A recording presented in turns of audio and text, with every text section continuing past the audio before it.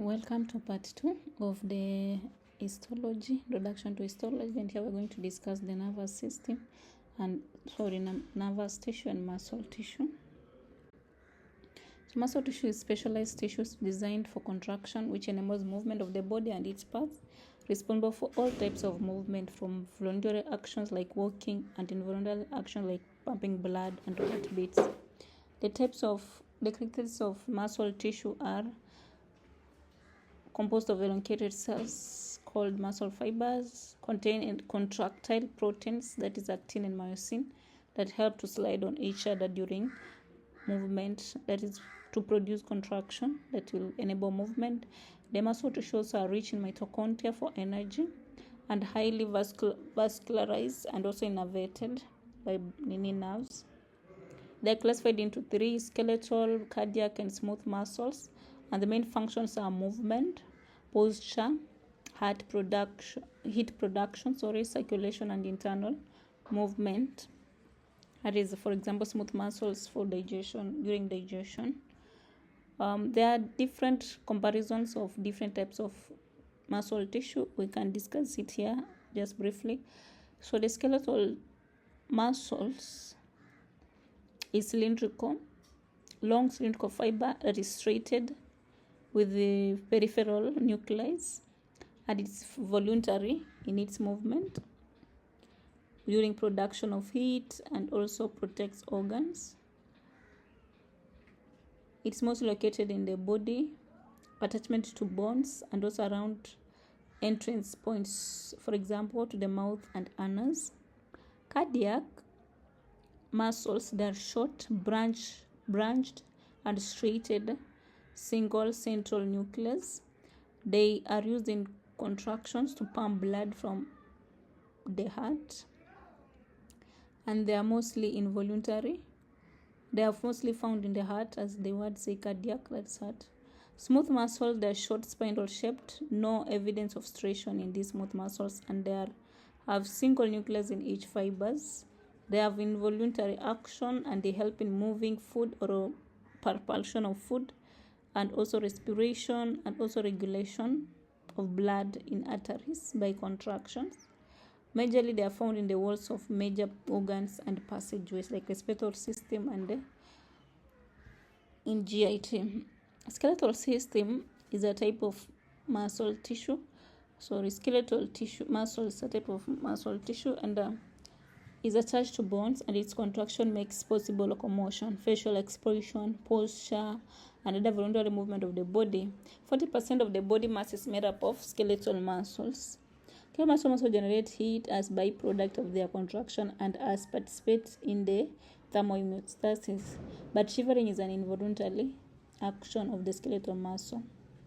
Muscle cells or myocytes develop from myoblasts derived from mesoderm. Myocytes and their numbers remain relatively constant throughout the life. Skeletal muscle tissue is arranged in bundles surrounded by connective tissue. Under the light microscope, muscle cells appear straighted with many nuclei squeezed along the membranes. The striation is due to regular alternations of the contractile proteins actin and myosin, along with the structural protein that couple the contractile of protein to connective tissue. This is multinucleated as a result of the fusion of the many microblasts that fuse to form each long muscle fibers. Cardiac muscle forms the contractile walls of the heart. The cells of cardiac muscle, known as cardiomyocytes, also appear straighted under the microscope. So unlike the skeletal muscle fibers, cardiomyocytes are single cells, typically with single centrally located nucleus. Principal characteristics of these cells is that they contract on their own, that is involuntary action. Cardiomyocytes attach to one another with the specialized cell junctions called intercalated discs. So intercalated discs have both anchoring junctions and gap junctions, as we discussed in the introductory. The attached cells form long branching cardiac muscle fibers that are essentially mechanical and electromechanical syncytium, allowing the cells to synchronize their actions. Cardiac muscles pump blood through the body and under involuntary control. The attachment junctions hold adjacent cells together across the dynamic pressure changes of the cardiac cycle. Lastly, the smooth muscle. The smooth muscle's contraction is responsible for involuntary movement in the internal organs. It forms the contractile components of the digestive system, urinary system, and reproductive system, as well as airways and arteries. Each cell is spindle shaped with single nucleus and non-visible striation. That is the third type of tissue. We discussed epithelial tissue, connective tissue. Now we've discussed muscle tissue. Lastly, we will discuss nervous tissue, which is a specialized type of body tissue responsible for receiving stimuli, transmitting impulses, and coordinating body functions. It forms the main component of the brain, spinal cord, and nervous system. So, which together make up nervous cells, which together make up the nervous system. Nervous tissue is primarily made up of two types of cells, neurons and also neurologia.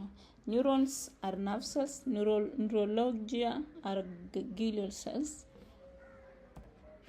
So neurons, they are the structural and functional units of the nervous system, and they generate and transmit nerve impulse. Their structure composed of the cell body, which contain the nucleus and organelles, and this cell body integrates incoming signals. Dendrites, they are short branch extensions that receive impulses from other neurons or receptors. Axons are a long, thin process that carries impulses away from the cell body to other neurons, muscles, or even the glands. Myelin sheaths are fatty layer of cell that insulates the axon and speeds up impulse contraction. Axon terminals are endpoints where neurotransmitters are released to communicate with the next cell. As we see in this image, we have the synaptic end terminals connecting to the dendrites. The dendrite takes information and integrates and inputs it or sends it to the cell body. Cell body integrates the information, transmits it to the axon. Axon helps to send information to the next through the neurotransmitter, the synaptic end terminals. It will communicate to the next cell, nerve cell. Then there is coverage with myelin sheath, which covers it to speed up the integration and impulse. So it's like just a route. So there is receiving of impulses, integration of impulses, transmission of impulses. The neurotransmitters pick the impulses, transmit to the next cell. Then the process also continues. So for the neuroglia, that process is just for the nerve cell. For neuroglia, they are just supportive cells they use in protecting and nourishing the neurons. They are helpers, so they don't conduct any impulses. An example, the astrocytes, which provide nutrient, oligodendrocytes that form myelin sheaths, macroglia that act as immune cells for the nervous system, ependymal cells that line the brain ventricles and spinal cord that helps in circulating cerebrospinal fluids. Generally, the functions of the nervous system is to reception of stimuli, transmission of impulses, processing and interpretation of sensory input, coordination of motor output, and also maintenance of homeostasis. You have two types of nervous tissue: the central nervous tissue that is found in the brain and the spinal cord, peripheral nervous system found in the cranial and spinal nerves, which includes even the ganglia. That is the nervous system. We will discuss briefly on the membranes. So let's continue. We can discuss briefly on tissues. A tissue membrane is a thin layer of a sheath of cell that either covers the outside of the body, the skin, or lines an internal body cavity, the peritoneal cavity, or lines a vessel, or lines a movable joint, synovial joint, for example.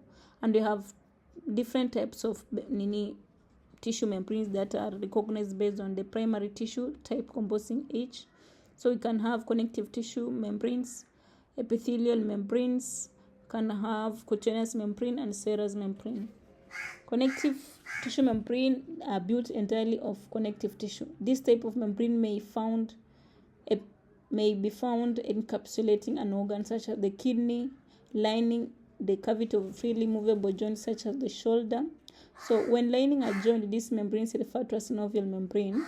Cells in the inner layer of the synovial membrane release synovial fluid, a natural lubricant that enables the bones of a joint to move freely against one another with reduced friction.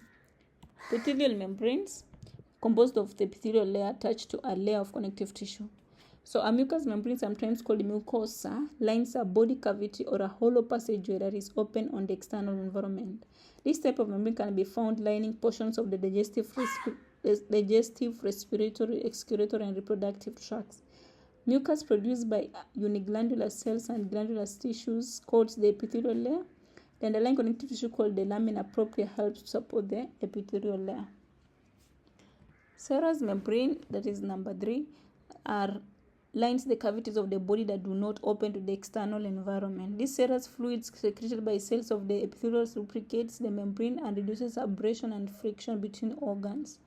The serous membranes are identified according to location. So we have three serous membranes that are found lining the thoracic cavity. 2 cover the lungs, 1 covers the heart, that is pericardium. The pleural membrane covers the lung, there are 2. So then the pericardium covers the heart.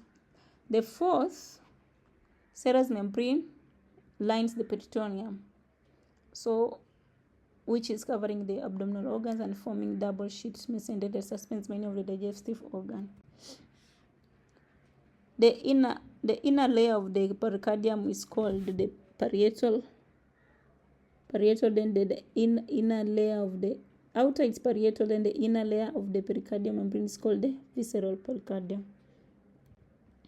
Cutaneous membrane is a multilayered membrane composed of epithelial and connective tissue, and the apical surface of this membrane is exposed on the external environment and is covered with dead keratinized cells that help protect the body from desiccation and pathogens.